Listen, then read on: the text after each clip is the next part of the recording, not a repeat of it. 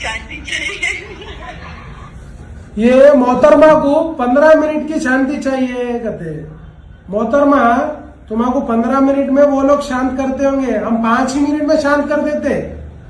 हमारा मुंह नको खुलाओ, मुमरा को हरा कर देते। बोले तुम्हारा बाप है ना अकबरुद्दीन ओवैसी, उन्हें भी बोला था लाल दरवाजे को हरा कर देंगे बोल के, अब तक नहीं हुआ। अस्सलाम वालेकुम दोस्तों, वेलकम टू मियां भाई न्यूज़। तो ये है लड्डू यादव जो कि आरएसएस का मेंबर है, भारतीय जनता युवा मोर्चा तेलंगाना का वाइस प्रेसिडेंट है और प्रेसिडेंट है भगत सिंह युवा सेना का। इन्हें खुद का भी एक ग्रुप बना लिया और ग्रुप का नाम काफ़ी ख़राब रहा है हैदराबाद में। अब इन्हें मुमरा की एआईएमआईएम कॉर्पोरेटर सहर यूनुस शेख को लेकर एक भड़काऊ बयान दिया है। इसका कहना है कि सहर यूनुस शेख 15 मिनट का वक्त मांग रही है, लेकिन हम 5 मिनट में खामोश करा देंगे। और यहाँ तक कि चंद्रायन गुट्टा एमएलए अकबरुद्दीन ओवैसी को सहर यूनुस शेख का बाप तक कह रहा है। आपको बता दूं कि हाल ही में लाल दरवाजे के अंदर जो एआईएमआईएम वर्कर के ऊपर हमला हुआ था, इसके अंदर भी कुछ इन्हीं के लोगों का नाम सामने आया था, जिसके वजह से ये लोग भड़क गए। इनको इस बात की मिर्ची लग गई कि महाराष्ट्र से काफिला हैदराबाद को कैसे आ गया। ये लोग यही सोच रहे थे कि महाराष्ट्र से इतना बड़ा काफिला हैदराबाद को नहीं आ सकता, क्योंकि महाराष्ट्र की सरकार उस काफिले को रोकेगी। लेकिन जैसे ही महाराष्ट्र की सरकार उस काफिले को रोकने में नाकाम रही, तो ये लोग हैदराबाद में माहौल खराब करने के वास्ते एआईएमआईएम के वर्कर के ऊपर हमला करे और उसके बाद भी पुलिस वाले एक्शन लेना शुरू कर दिए। तो भड़काऊ भाषणों का सिलसिला शुरू कर दिए। कल राजा सिंह भड़काऊ भाषण दिया, बोल रहा कि मैं कई सालों से जिम कर रहा हूँ, ऐसी जिम नहीं करता हूँ, 10 जनों को अकेला संभाल लेता हूँ, 10 जनों के सरा निकाल लेता हूँ। लेकिन जब मुसलमान नॉर्मल भी भाषण देते हैं तो इन्हें भड़काऊ भाषण लगता, और ये लोग जब भड़काऊ भाषण देते तो पुलिस वाले कोई एक्शन नहीं लेते। अब ये लोगों को इस बात का डर है कि जीएचएमसी का इलेक्शन होने पर हैदराबाद में बीजेपी का सफाया हो जाएगा पूरी तरह। लास्ट 1 मंथ की बात करें तो तेलंगाना के अंदर माइनॉरिटी के ऊपर हमले काफ़ी बड़े हैं। इसका नतीजा यही हो सकता है कि मुसलमान अब ताकतवर हो रहे हैं तेलंगाना में। तो एआईएमआईएम के लीडर का एक वीडियो वायरल हो रहा है, जिसके अंदर दावा किया गया कि 17 फरवरी 2026 को तकरीबन दोपहर 12:30 बजे मुतासिर गौसिया बेगम के खानदान की तरफ से इत्तला मिली कि तकरीबन 50 गैर नामालूम अफराद का एक झुंड निर्मल के इलाके बंगलापेट वार्ड नंबर 5 में वाक़ एक मुस्लिम घर में जबरदस्ती घुस गया और घर के अफराद पर निहायत जालिमाना तशद्दुद किया। ये लोग न सिर्फ घर के अंदर घुसे, बल्कि उन्होंने बुजुर्ग खवातीन, लड़कियां और मर्दों को लाठियों से मारा, उन्हें सख्त धमकियां दी और ये भी कहा कि अगर वो दोबारा अपने घर वापस आए तो उन्हें जिंदा जला दिया जाएगा। इस वाक़े के दौरान उन्होंने घर का सामान भी तोड़ दिया और तकरीबन 70,000 रुपए नकदी भी लूट कर लेकर चले गए, जिससे खानदान को ज़हनी और माली दोनों नुकसान का सामना करना पड़ा। एआईएमआईएम के लीडर ने कहा कि जब हमें इस वाक़े की खबर मिली तो एआईएमआईएम निर्मल की टीम फौरन यहां पहुंची, मुतासिरीन को बचाया और इन्हें हिफाजत के साथ निर्मल टाउन पुलिस स्टेशन लेकर गए। जो अफराद जख्मी थे उन्हें बाद में हॉस्पिटल मुंतकिल किया गया, जहां उनका इलाज एआईएमआईएम निर्मल यूनिट की मदद से कराया गया। इसके बाद एआईएमआईएम निर्मल की टीम ने सरकारी इंस्पेक्टर से पुरजोर मुतालबा किया कि इस वाक़े की पूरी तहकीकात की जाए और जिम्मेदार अफराद के खिलाफ सख्त से सख्त फौरन कार्रवाई की जाए। इस सिलसिले में मुकदमा दर्ज कर लिया गया है और एफआईआर भी रजिस्टर हो चुकी है, ताकि कानूनी तौर पर इस मामले को आगे बढ़ाया जा सके। कल दोपहर 12 बजे के टाइम पे हमारे घर पे आके हमला कर रहे थे। हम लेडीज को बाहर खींच के हमारे घर में पूरा नुकसान कर दिए है। जब किसी स्टेट के अंदर अनभक्ता कमजोर पड़ते रहते तो ऐसे वाकयात को अंजाम देते। तो इस मौके पर एआईएमआईएम के प्रेसिडेंट अजीम बिन याहिया मुजाहिद अली, वार्ड नंबर 29 के रिप्रेजेंटेटिव काउंसलर है मोहम्मद अब्दुल रहील हमजा, जो वार्ड नंबर 41 के रिप्रेजेंटेटिव काउंसलर है ताहिर पटेल, जो वार्ड नंबर 14 के रिप्रेजेंटेटिव काउंसलर है मोहम्मद सलमान शेख, जो एआईएमआईएम के सीनियर लीडर और कंटेस्टेंट काउंसलर है। तमाम लोगों ने मिलकर कंप्लेंट दर्ज कराई है। अब देखना यह होगा कि पुलिस वाले इस सारे मामले पर क्या एक्शन लेते हैं।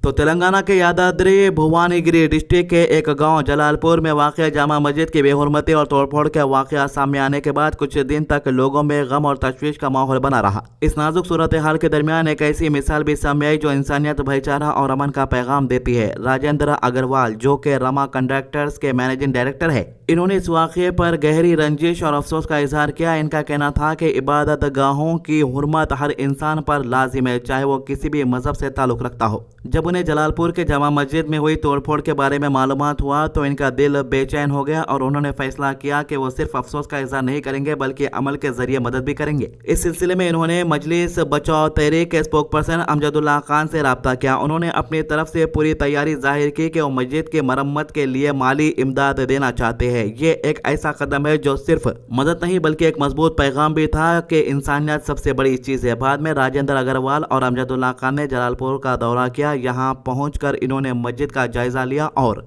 मस्जिद कमेटी के सदर मोहम्मद सलीम से मुलाकात की। इस मुलाकात के दौरान इन्होंने मस्जिद को पहुंचने वाले नुकसान के बारे में तफसील से बात की। दीवार, दरवाजे और माइक्रोफोन को नुकसान पहुंचा था, जिसे दोबारा ठीक करना जरूरी था।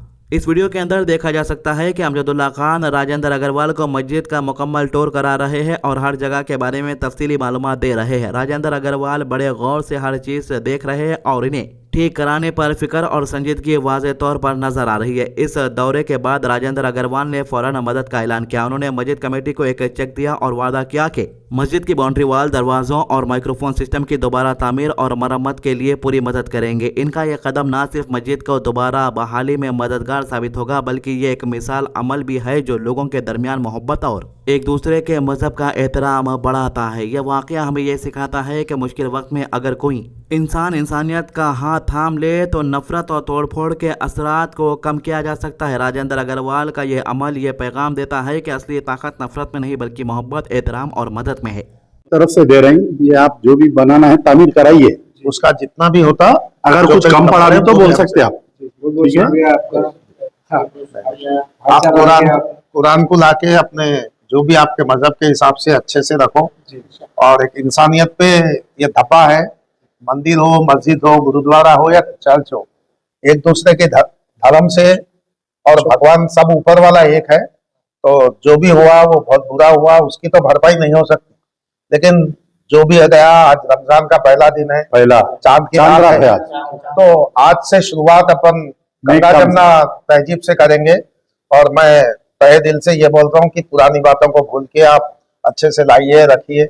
तो अंग्रेजनी को ऑटो में बिठा के हवा में उड़ने वाले ऑटो ड्राइवर ऑटो पलटा दिया। जी हाँ, अंग्रेजनी इंडिया घूमने के वास्ते आई थी। इसे वादा किया गया था कि इंडिया बेहतरीन तरीके से गलियां गलियों में से निकालकर घुमाया जाएगा, लेकिन एक ऑटो ड्राइवर ने होश खो दिया और 3 अंग्रेजा जो ऑटो में बैठे हुए थे रहने के बावजूद ऑटो पलट गया। तीनों को गुपत मारा लगे और समझने किसी को भी नहीं आ रहा था पब्लिक को कि ये लोगों को तीनों को बाहर कैसा निकाले। कुछ लोग तो ये एडवाइस दे रहे थे कि जेसीबी को बुलाना पड़ता और कुछ लोग ये मशवरा दिए कि किसी को भी बुलाने की जरूरत नहीं है, ये लोग खुद भी निकल सकते अगर थोड़ी बहुत हिम्मत दिखाए तो। फिर उसके बाद इन्हें इनकरेज किया गया और बाद में बड़ी मुश्किल के बाद ये लोग वहां पर से बाहर निकल सके ऑटो के अंदर से। और जाहिर है कि इंडिया के अंदर बेरोजगारों की तादाद कितनी ज्यादा है आप और हम अच्छी तरीके से जानते हैं। अगर छोटा सा भी मामला पेश आ गया तो ग्रुप के अंदर मैसेज आता और उसके बाद पूरे भाग के देखने के वास्ते तैयार हो जाते। गोद में उठा के अंग्रेज को बड़ी मुश्किल से बाहर निकाले और जो ऑटो पलट गया था उसको यहाँ पर के लोग हिम्मत दिखा के सीधा कर दिए। मामला पंजाब का है। अब इन्हें ऑटो में से बाहर निकल के फिर से वही ऑटो में गिरता के गिर जा रहा था। फिर लोग बोले अरे नहीं रे भाई, दिमाग से काम लिया, ऐसा कहीं को कर रहा तू।